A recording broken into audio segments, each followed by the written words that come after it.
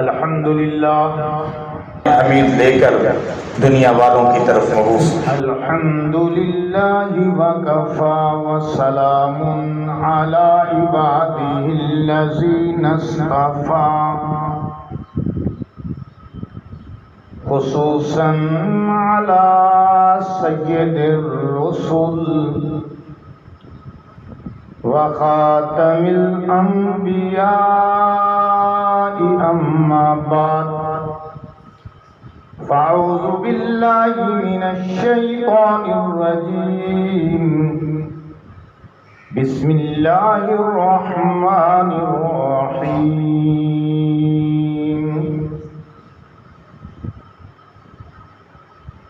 أَلَمْ يَجِدْكَ يَتِيمًا فَآوَىٰ، بسم اللہ الرحمن الرحیم۔ إِنَّا أَرْسَلْنَاكَ شَاهِدًا وَمُبَشِّرًا وَنَذِيرًا وَدَاعِيًا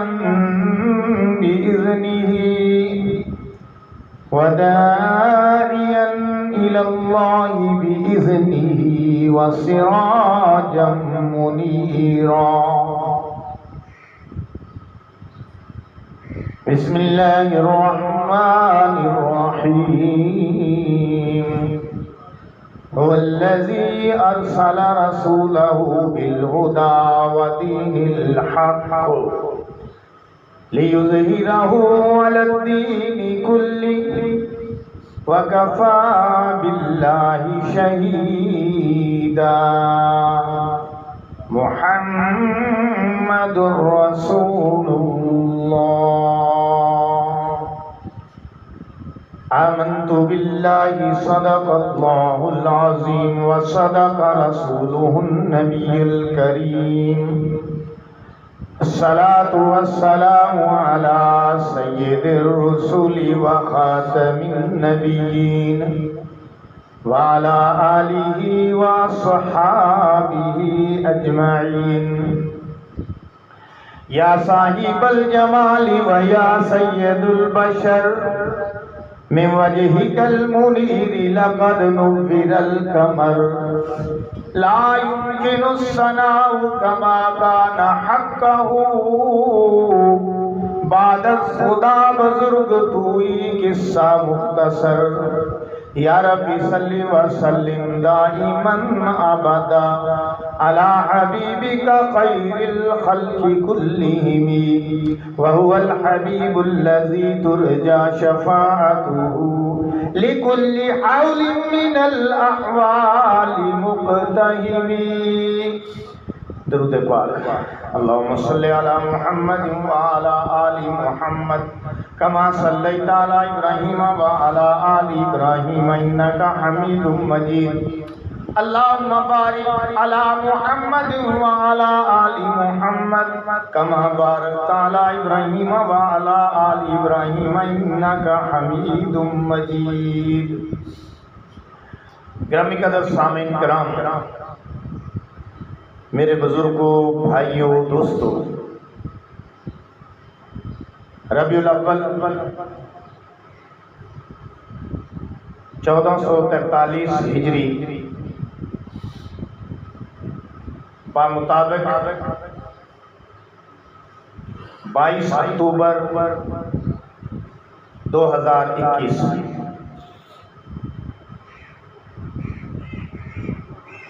ربیع الاول کا تیسرا جمعہ ہے، اور ہم اپنے خطبات میں حضرت ابراہیم علیہ السلام جو کہ آپ کے جد امجد ہیں، جن کی دعا کے نتیجے میں اللہ نے ہمیں امام الانبیاء عطا فرمائے، ان کے تذکرے کے ساتھ ساتھ خانہ کعبہ کی ہسٹری کو بھی بیان کر رہے ہیں،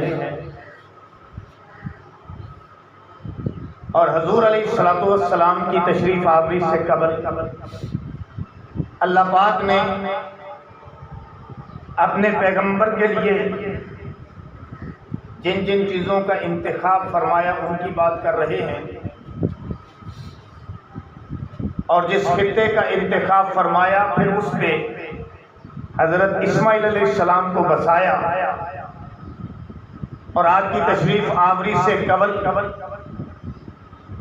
آب زمزم کو بھی جاری فرما دیا، خانہ کعبہ کو بھی تعمیر کروا دیا، اور خانہ کعبہ کو تعمیر کروا کے اللہ نے ابراہیم علیہ السلام کی ڈیوٹی لگا دی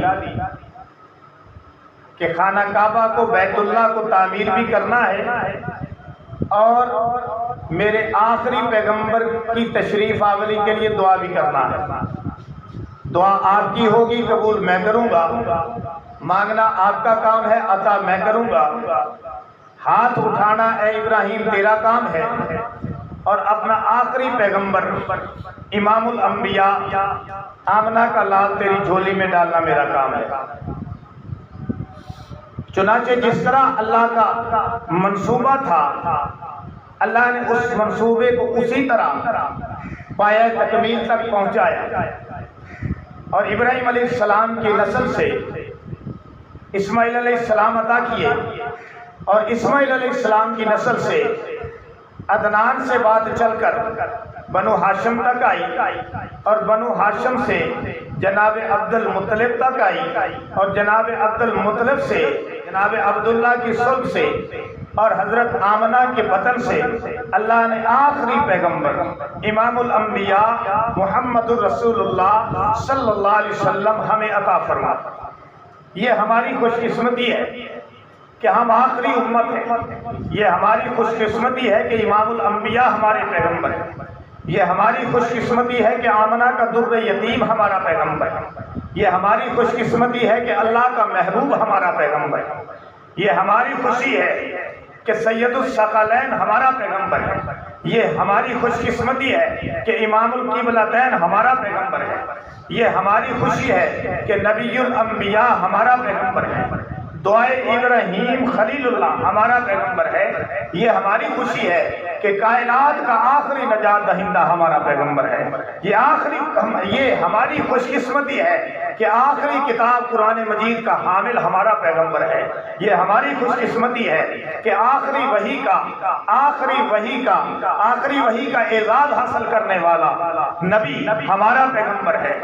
جس نبی کو شفاعت کبریٰ کا اذن ملے گا وہ ہمارا پیغمبر ہے، اور جو ساری کائنات کے انسانوں کی شفاعت کریں گے وہ ہمارا پیغمبر ہے، جو سب سے پہلے جنت میں جائے گا وہ ہمارا پیغمبر ہے، سب سے زیادہ صفیں جنت میں جانے والوں کی جس کے ساتھ ہوگی 80 صفیں اکیلے ہمارے پیغمبر کی، کل 120 صفیں ہیں جن میں 80 صفیں صرف ہمارے پیغمبر کی ہوں گی، باقی 40 صفیں سارے انبیاء کی ہوں گی،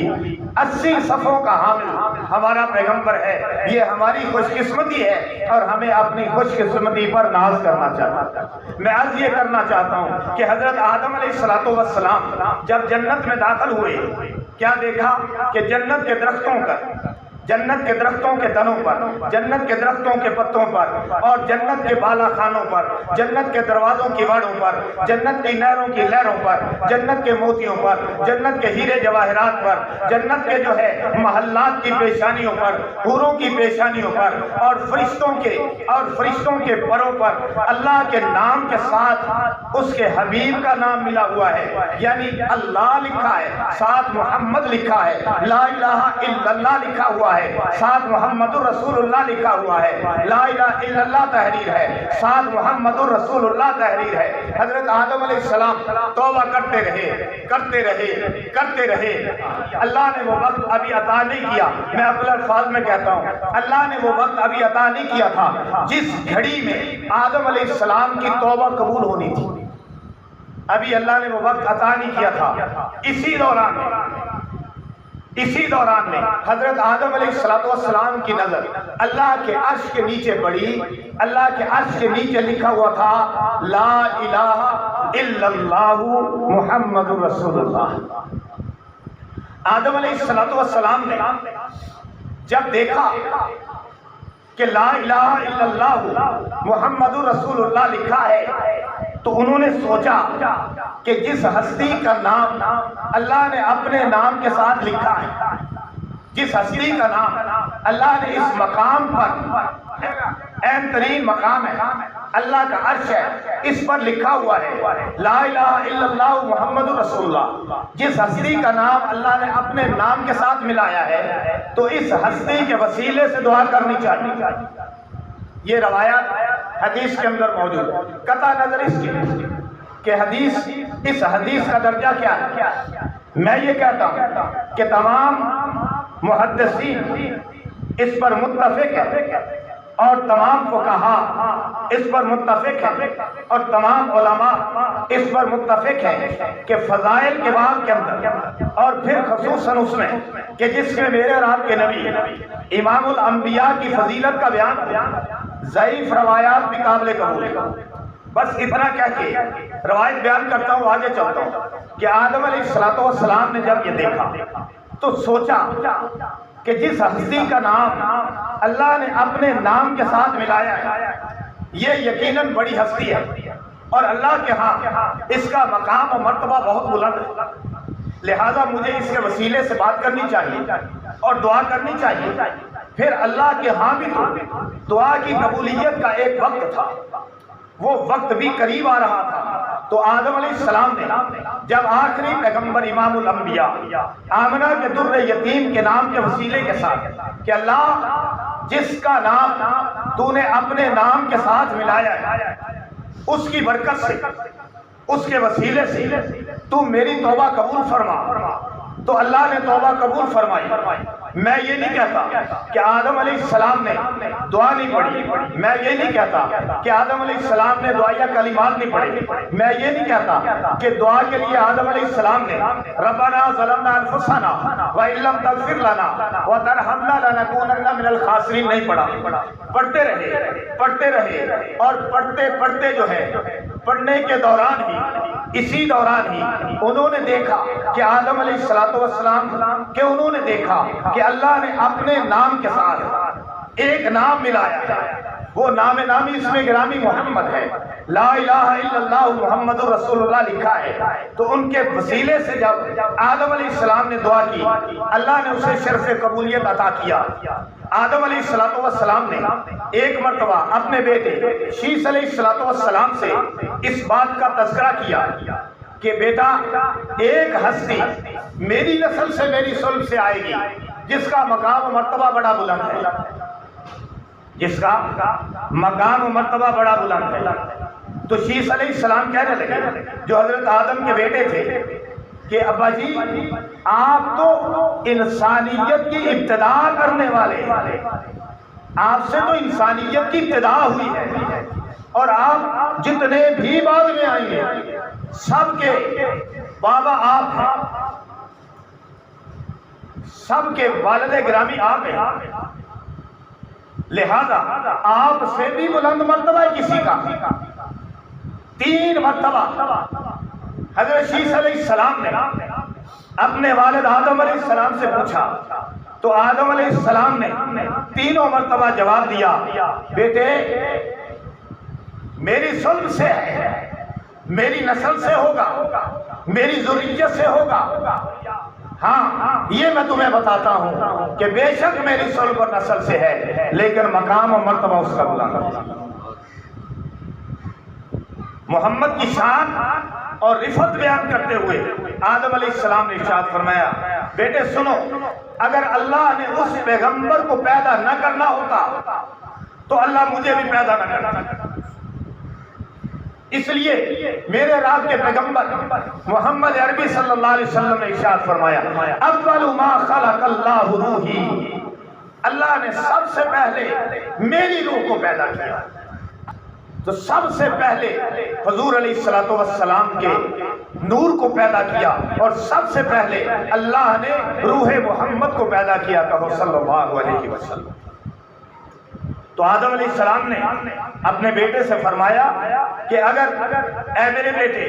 اللہ نے اس ہستی کو پیدا نہ کرنا ہوتا یعنی محمد صلی اللہ علیہ وسلم کو اگر پیدا نہ کرنا ہوتا تو اللہ مجھے بھی پیدا نہ کرتا.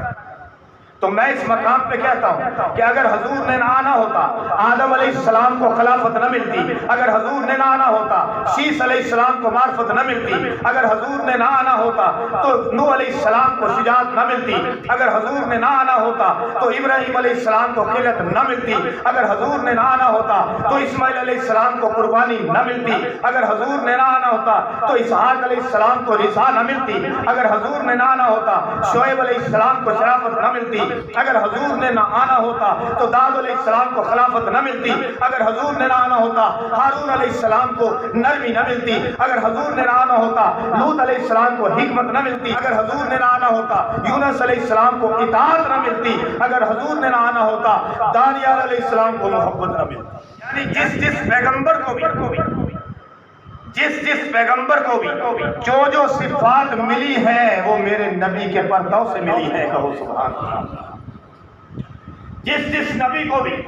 جو صفات ملی ہیں وہ میرے پیغمبر کے پردوں سے ملی ہے. حضرت یحییٰ علیہ السلام کو پاک دامنی نہ ملتی، حضرت اسحاق علیہ السلام کو عبادت نہ ملتی، حضرت یوسف علیہ السلام کو حسن نہ ملتا، حضرت اسحاق علیہ السلام کو زہد نہ ملتا، اگر میرے پیغمبر نے نہ آنا ہوتا ایوب علیہ السلام کو صبر نہ ملتا، اگر میرے پیغمبر نے نہ آنا ہوتا موسیٰ علیہ السلام کو جرأت نہ ملتی، اگر میرے پیغمبر نے نہ آنا ہوتا عیسیٰ علیہ السلام کو نظامت نہ ملتی، اگر میرے پیغمبر نے نہ آنا ہوتا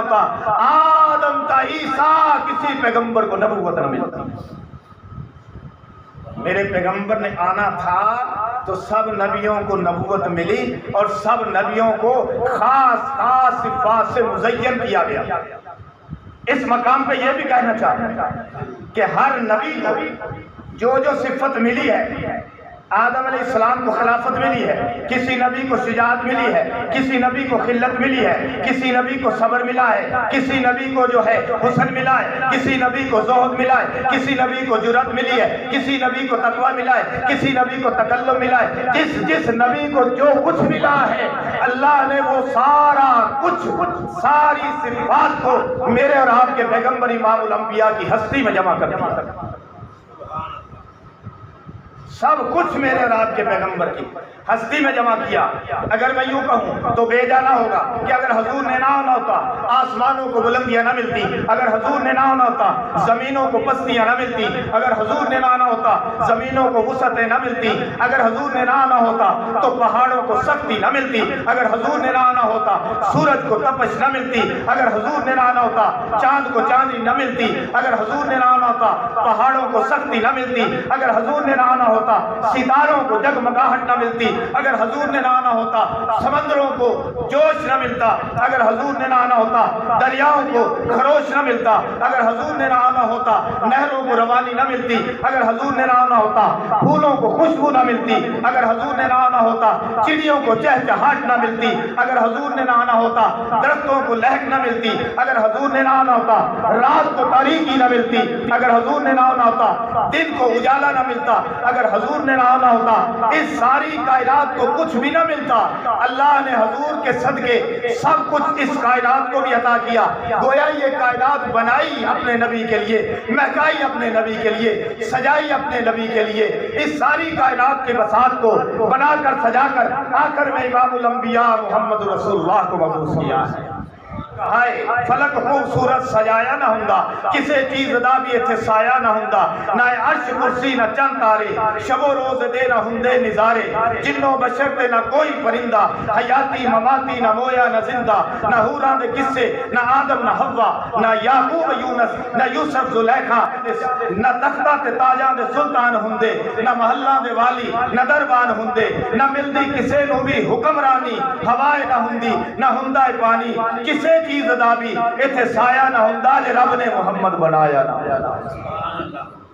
صلی اللہ علیہ وسلم. کسے چیز دا بھی ایتھے سایہ نہ ہوندا جے رب نے محمد بنایا نہ ہوندا. تو عزیزان گرامی حضور علیہ السلام کے صدقے سے اللہ نے ساری کائنات کو بنایا. یعنی اگر حضور نے نہ آنا ہوتا، ایک رنگ میں اور کہوں، اگر حضور نے نہ آنا ہوتا تو زمین کو وسطیں نہ ملتی اگر حضور نے نہ آنا ہوتا، یہ چرند پرند نہ ہوتے اگر حضور نے نہ آنا ہوتا، باغ و بہار نہ ہوتے اگر حضور نے نہ ہوتا، نہ آنا ہوتا، رنگ اور خوشبوئیں نہ ہوتی اگر حضور نے نہ آنا ہوتا، باغ و بہار نہ ہوتے اگر حضور نے نہ آنا ہوتا، چشمے جھرنے نہ ہوتے اگر حضور نے نہ آنا ہوتا، نہریں دریا سمندر نہ ہوتے اگر حضور نے نہ آنا ہوتا، فضائیں ہوائیں نہ ہوتی اگر حضور نے نہ آنا ہوتا، انسان جن بشر نہ ہوتے اگر حضور نے نہ آنا ہوتا، چاند سورج ستارے نہ ہوتے اگر حضور نے نہ آنا ہوتا، سات آسمان نہ ہوتے اگر حضور نے نہ آنا ہوتا، جنت اور جہنم کے بساط بسائی نہ جاتی اگر حضور نے نہ آنا ہوتا، فرشتے بھی پیدا نہیں ہوتے۔ ساری کائنات کو اللہ نے اس لیے پیدا کیا کہ حضور نے آنا تھا۔ حضور کے لیے اللہ نے سب کچھ پیدا کیا، اپنے نبی کے لیے پیدا کیا۔ اس لیے کسی نے کیا خوب کہا، وہ آئے جن کے آنے کی زمانے کو ضرورت تھی،